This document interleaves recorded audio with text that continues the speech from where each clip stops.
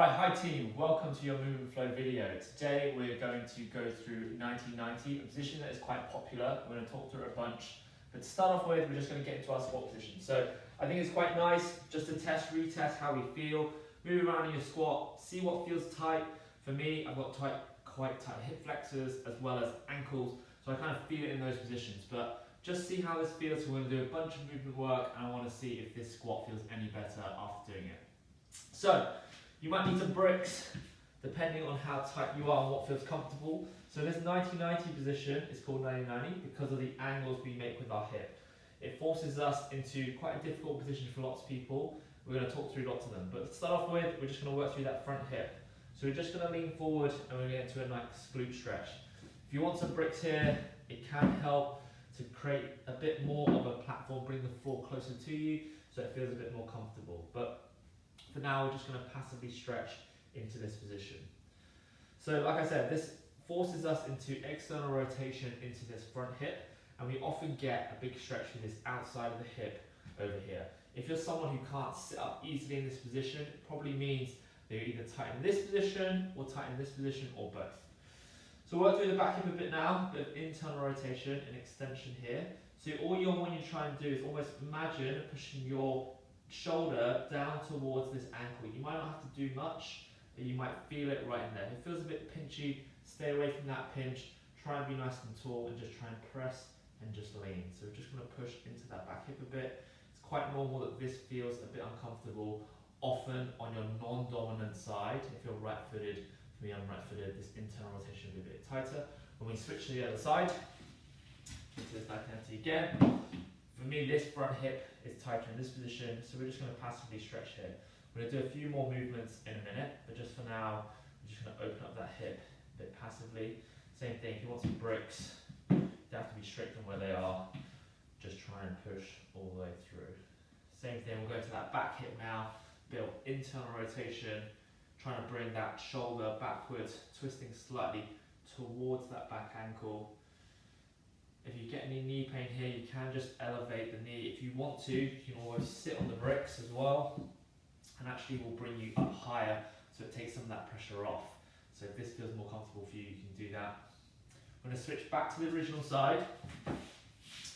So we're going to get some movement now in that front hip. So what I want you to do, I want you to actively pull yourself in using kind of your muscles, and then I want you to drive your knee and your foot into the floor, but not move.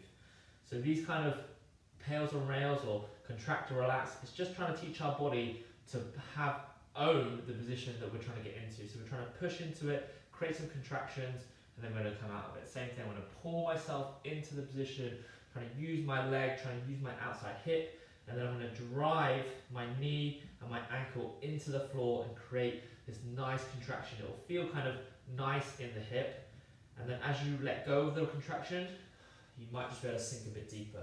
Try to keep your chest over your knee as much as possible. Same thing, we're going to drive our knee and our ankle into the floor. We're going to hold for about 5 seconds, and then as you let go, you should be able to get a little bit deeper into that stretch. And slowly going to come out. We're going to work into that back hip now and try and activate that position. So same thing, you're going to lean back as much as you can, and then we're going to try and lean forward and lift that heel off the floor to activate that back hip, and then put it back down, and then we can come back into the stretch a bit.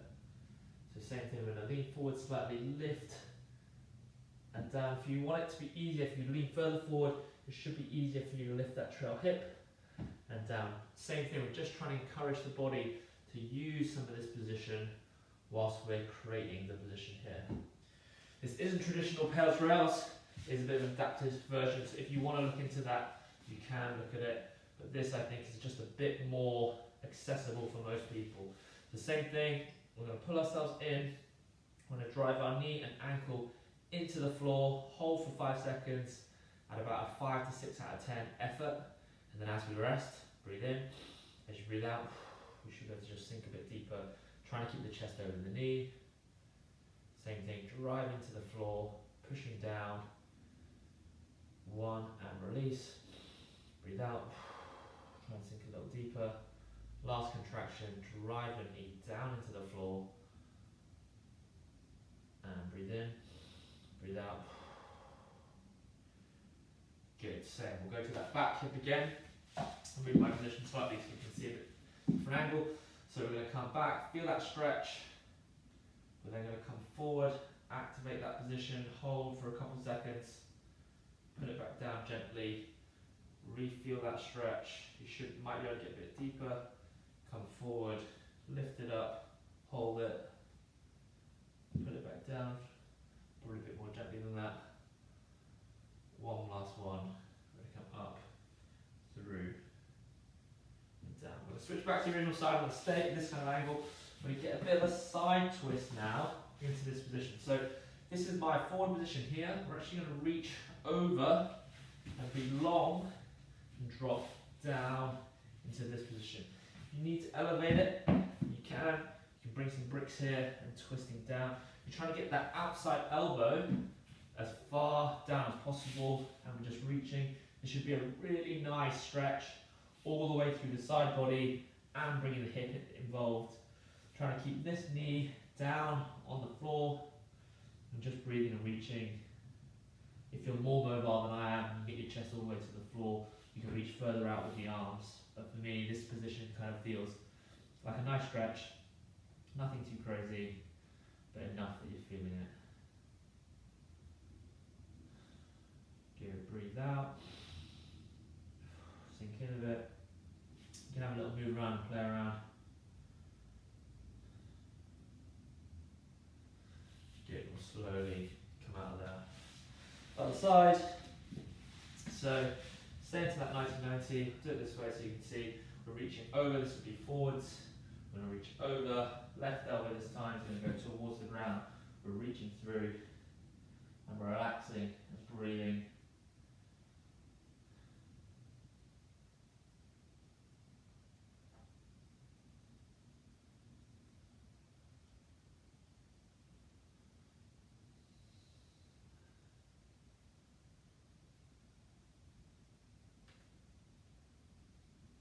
Slowly out the stretch, especially if you've got any back pain.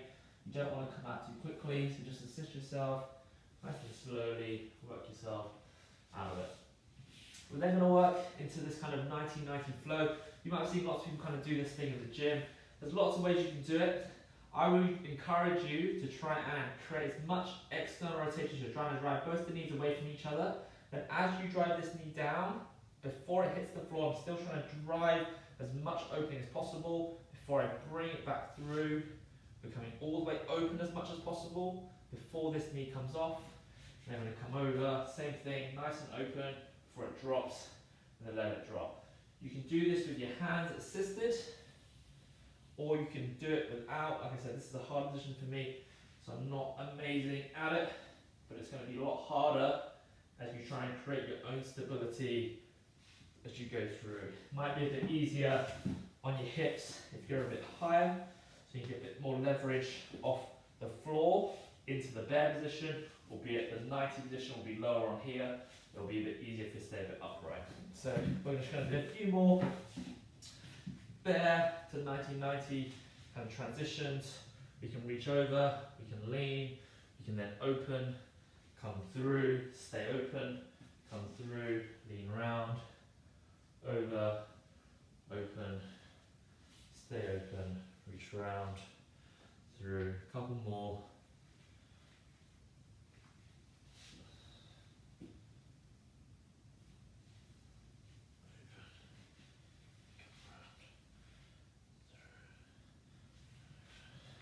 Great, so we've done a whole bunch of hip work.